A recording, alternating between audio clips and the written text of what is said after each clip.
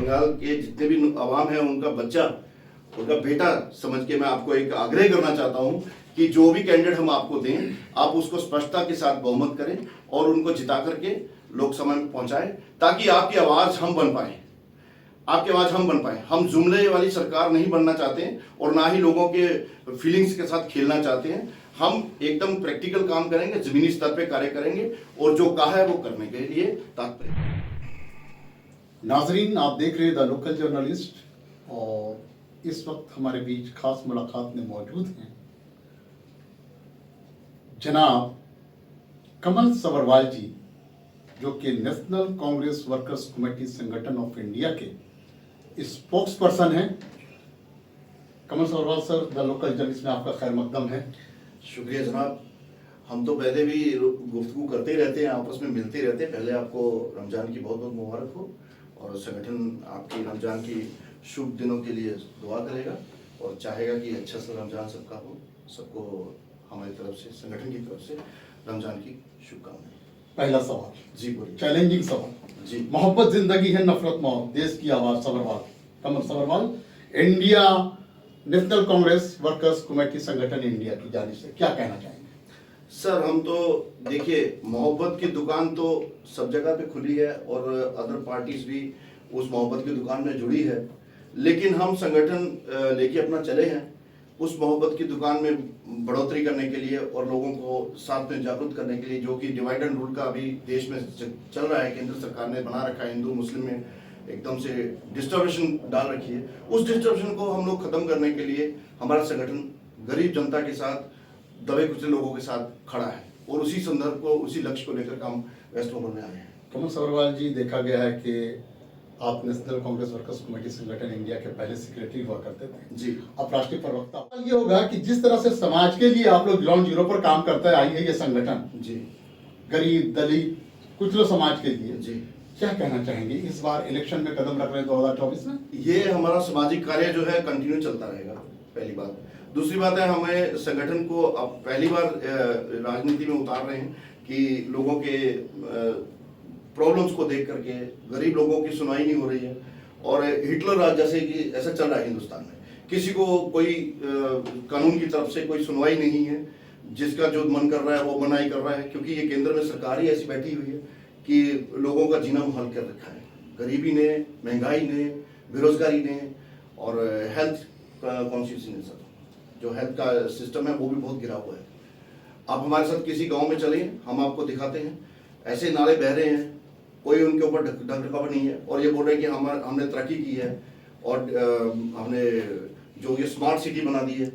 आप smart city जाके देखिए ना, जो गोदी मीडिया है वो दिखा कुछ और रहा है। हम शुक्रगुजार हैं लोकल मीडिया के कि जो हमारे साथ कंधे से कंधा जोड़ के चला आ रहा है और जो सच्चाई है वो दिखा रहा है लोगों को, और हम भी यही कार्य कर रहे हैं। इसी संदर्भ को, इसी लक्ष्य को लेकर हम उतरे हैं आम जनता की सेवा के लिए। सर, 2014 से लेकर 19 जी, एक गवर्नमेंट को फॉर्म करने में देशवासियों ने खून पसीना करके दिल्ली में बैठा दिया। सर, क्या यही है 70 साल में देश को ये मिला कि युवा इसराइल जाने को रोजी के लिए मजबूर है? सर, इस देश का दुर्भाग्य है, हम ये बता रहे पढ़े लिखे नौजवान हैं जिनको जो देश रोजगार नहीं दे पा रहा है।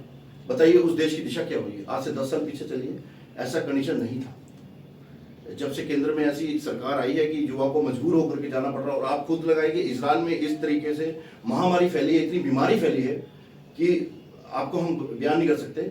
न्यूज में आप देखते हैं और ऐसे क्रिटिकल कंडीशन में हमारे जो नौजवान हैं वो अपनी जान हथेली पर रख के अपने परिवार के पालन पोषण के लिए उधर गए हैं। बताइए किस कंडीशन में देश जा रहा है? ये क्या तरक्की है? देश के युवा से किया हुआ वादा, माँ बहनों से, बेटियों से किया हुआ वादा, क्या यही अमृतकाल है?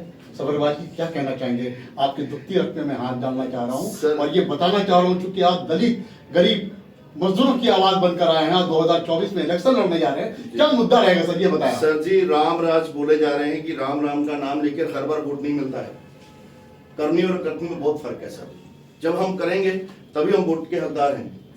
इनको कितनी बार हम लोगों ने परखा है, देखा है। 2 बार ये प्रधानमंत्री बने हैं, केंद्र में सरकार जो आई है बीजेपी की 2 बार आई है, दोनों बार ये विफल रही। ना तो इन्होंने रोजगारी के ऊपर, ना इन्होंने महंगाई के ऊपर, ना इन्होंने गरीबी के ऊपर, किसी पे भी कोई लगाम नहीं डाली है। हालांकि देश का स्तर और डाउन होता गया। आज हमारी विदेश मुद्रा में हमारे रुपए की क्या कीमत है बताइए, बोल इसका जवाब है किसी के पास? आज हमारी जो माताएं बहनें हैं वो किस कंडीशन में जी रही हैं, इनके पास जवाब है क्या? बेटी बचाओ बेटी पढ़ाओ, बेटी की सुरक्षा के लिए हम लोग आमदा हैं, 24 घंटे तैयार हैं, फिर भी रेप हो रहे हैं, फिर भी किडनैपिंग हो रही है, फिर भी क्राइम हो रहा है, मर्डर्स हो रहे हैं, रंगदारी हो रही है। खाली मीडिया पे बात करके कुछ नहीं ना, ग्राउंड लेवल पे आइए ना, ग्राउंड लेवल पे आकर के सर्च करिए। साइनिंग इंडिया जी, देखा जी, गया, जी। अमृतकाल 75 साल देश बना रहा है जी। वाकई पूरे दुनिया को गर्व होना चाहिए कि हिंदुस्तान एक दिशा दे रहा है पूरी दुनिया को। क्या कहना चाहेंगे, यही दिशा है जहां माँ बहन बेटियों महिला के ऊपर जुल्म हो रहा है, बेरोजगारी बढ़ती जा रही है, महंगाई बढ़ती जा रही है। अगर आपकी पार्टी आती है, नेशनल कांग्रेस वर्कर्स कमेटी संगठन इंडिया से कोई जीत कर आता है, आप इलेक्शन लड़ने जा रहे हैं 2024 में, पहला कदम क्या होगा आपका ये बताएं। सर पहला तो हम दबे कुचले लोगों के लिए एक आवाज बन के जाएंगे। लोकसभा में हमारे जो कार्यकर्ता जो बैठेंगे, हमारे जो प्रतिनिधि हैं वो जाके बैठेंगे, तो लोकसभा में हम लोग दबे कुचले लोगों की आवाज उठाएंगे, बेरोजगारी के बारे में आवाज उठाएंगे, उनको जो भी है आगे एजुकेशन के बारे में आवाज उठाएंगे। जो कि जुमले वाली सरकार ने जो किया है, लोगों को जुमले नहीं दिखाएंगे कि हम 15 लाख लोगों के अकाउंट में डाल देंगे, या 2 लाख नौकरियां या 2 करोड़ नौकरियां उनको दे देंगे, या उनको इतने पैसे हम उनके अकाउंट में डाल देंगे। सर ये जो जुमलेबाजी हम नहीं करेंगे, हम भी प्रैक्टिकल वर्क करेंगे। सर आप जिस तरह से जो है कि नेशनल कांग्रेस वर्कर्स कमेटी संगठन इंडिया के राष्ट्रीय प्रवक्ता हैं जी, तो सर इस बार पश्चिम बंगाल में जो 2024 का इलेक्शन होने जा रहा है, इसमें कितने कैंडिडेट दे रहे हैं और कौन कौन से स्टेट से दे रहे हैं, क्या कहना चाहेंगे सर इस पर? सर अभी तो हमने ना पूरे जो देश में पूरे स्टेट पे हम लोगों ने सर्च किया है, मणिपुर से लेकर के दिल्ली तक जितना भी हम लोगों ने सर्च किया है, उस पर हम लोगों को जिधर जिधर अच्छे कैंडिडेट मिल रहे हैं अभी हम सर्च कर रहे हैं। वेस्ट बंगाल में भी हम लोग सर्चिंग पे आए हैं, जिधर हमें अच्छे प्रतिष्ठावादी वर्कर्स मिलेंगे, जो कि जिनकी छवि अच्छी है, जो कि लोगों की सामाजिक कार्य में काम किया है, लोग उनको जानते हैं, हम उन्हीं कैंडिडेट को उतारने का प्रयत्न करेंगे। सर अगर आप जीत कर आते हैं जी, तो जिस तरह से आप दलित कुचले ओबीसी के लिए काम करते आए हैं जी बिल्कुल, पिछले कई सालों से जी, तो इलेक्शन जीतने के बाद एज ए अपोजिशन जी, क्या आपका एम एंड ऑब्जेक्ट रहेगा सर, ये बताएं। किस पार्टी से जुड़ना चाहेंगे? सर पहले बात तो ये है कि हम बीजेपी को तो बहुमत देंगे नहीं, मैं स्पष्ट कह देना चाहता हूँ, क्योंकि ये लोगों का मनमुटाव हम निकाल दें, हम बीजेपी को बहुमत नहीं देंगे। बाकी अगर जिस भी स्टेट में हमारा कैंडिडेट जीतता है, जो भी अच्छी सरकार है, जो लोगों की आवाज को, आवाम को आगे लेके आने वाली है और जो दबे कुचले लोगों के साथ में सपोर्ट करने वाली है, हम उनको सपोर्ट करेंगे। सर बंगाल के लोगों को क्या पैगाम देना चाहेंगे और पूरे देश को क्या पैगाम देना चाहेंगे नेशनल कांग्रेस वर्कर्स कमेटी संगठन इंडिया की जानिब से एज ए राष्ट्रीय प्रवक्ता के हैसियत से कमल सभरवाल क्या पैगाम देना चाहेंगे? मैं पहली बात आपको क्लियर कर दूं, एक राष्ट्रीय प्रवक्ता की हैसियत से नहीं, मैं आप बंगाल के जितने भी आवाम है, उनका बच्चा, उनका बेटा समझ के मैं आपको एक आग्रह करना चाहता हूं कि जो भी कैंडिडेट हम आपको दें, आप उसको स्पष्टता के साथ बहुमत करें और उनको जिता करके लोकसभा में पहुंचाएं, ताकि आपकी आवाज हम बन पाए, आपकी आवाज हम बन पाए। हम जुमले वाली सरकार नहीं बनना चाहते हैं और ना ही लोगों के फीलिंग्स के साथ खेलना चाहते हैं। हम एकदम प्रैक्टिकल काम करेंगे, जमीनी स्तर पे कार्य करेंगे और जो कहा है वो करने के लिए तात्पर्य पे हैं। तो नाजरीन आप देख रहे हैं, खास मुलाकात में हमारे बीच मौजूद है नेशनल कांग्रेस कमेटी वर्कर्स। तो नाज़रीन आप देख रहे हैं द लोकल जर्नलिस्ट की खास मुलाकात में नेशनल कांग्रेस वर्कर्स कमेटी संगठन इंडिया के राष्ट्रीय प्रवक्ता जनाब कमल सभरवाल जी, जिन्होंने वाकई कहा कि मैं जिसकी लिए काम करते आ रहा हूं, दबे कुचले लोगों के लिए, इसी तरह से मेरी पार्टी काम करते रहेगी। और इन्होंने बंगाल के देश के लोगों को ये पैगाम भी दिया।